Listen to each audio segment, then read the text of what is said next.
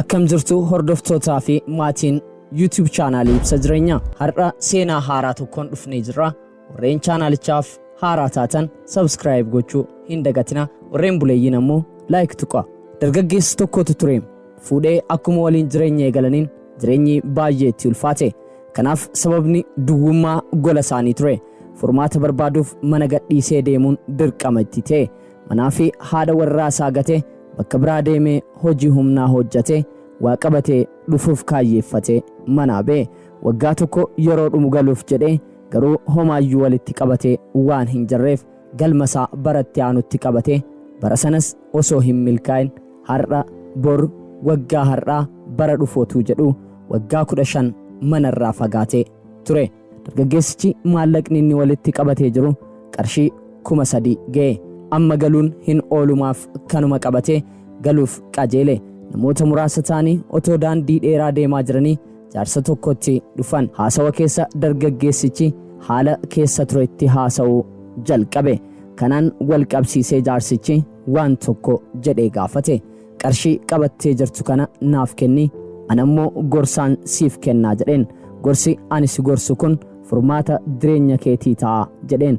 Akka godhu dhabee kan qabu kanuma kennuuf karoorfatee kenneef. Jaarsichis qarshii 3,000 kanaan gorsa 3 kenneef.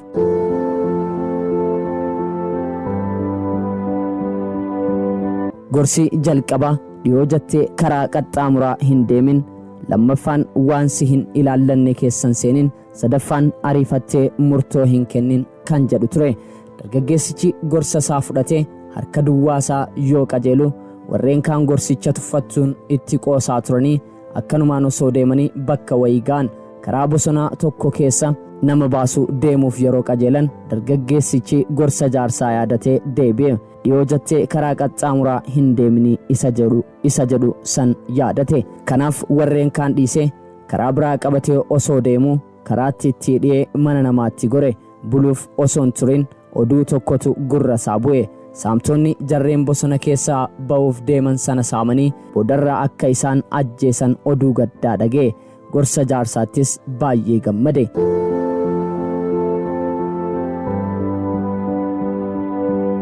Mooraa mana bulee sana keessatti awwaala arge. Dargaggeessichi maal akka ta'e gaafata.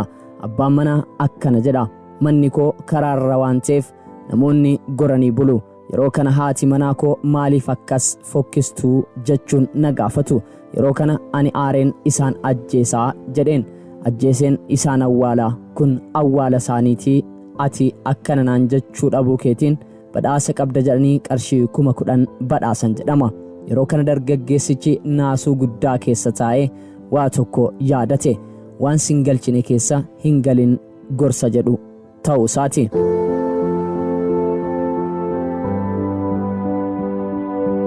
Guyyaa ittaanu gara mana isaa duraanii gara haadha manaa isaa deemuuf imala eegale. Halkan keessa sa'aatii 6 isaanii rafee jiru gale. Riiba keessaa hin kaasu jechuun suuta jedhee harka loofatee balbala banatee seene. Ajaa'iba argee afaan qabate. Haati warraasaa dargaggeessa lama gidduu rafaa jirti. Aaree waraanuuf jedhee gorsa jaarsaa yaadate ariifattee hin murteessin kan jedhutu isa dhorke. Aarii guddaa keessa osoo jiru gad bahee balbalarra bulee ganama haati warraasaa yeroo kaatu isa arginaan rifaatuudhaan boo'uu eegalte.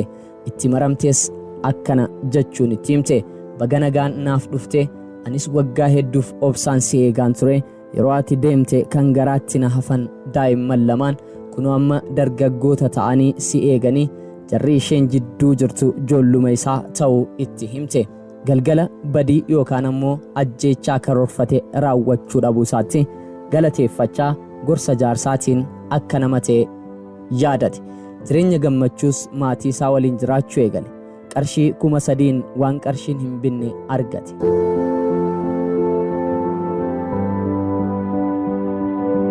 Egaa maatii fi hordoftoonni YouTube chaanaalii keenya gorsistee muuxannoon dhala namaaf daandiidha. Garuu jiruu fi jireenya guyyuu keessatti galaa ta'uun nama sooru. Ogeessiisa gorsa fudhachuu fi hojiirra oolchuudha. Fudhachuu dhiisuun garuu aarsaa hin taane nama kaffalchiisa. Yeroo tokko waan xiqqoo barbaachisuuf jecha isa hundumarraa barbaachisutti dugdagannee argamna. Akka kanaan dhabaa jiran kanaaf hubannaatu fala. Yeroo kamuu haa barannu, muuxannoo fi gorsa ofitti haa aanfannu jechaa isin ammoo seenaa kanarraa maal barattan kan jedhu koomentirra nuuf kaa'uun dagatina. Nama jaallattaniif sheer godhaa. Waan har'aaf jenne kanumaan goolabne nagaatti.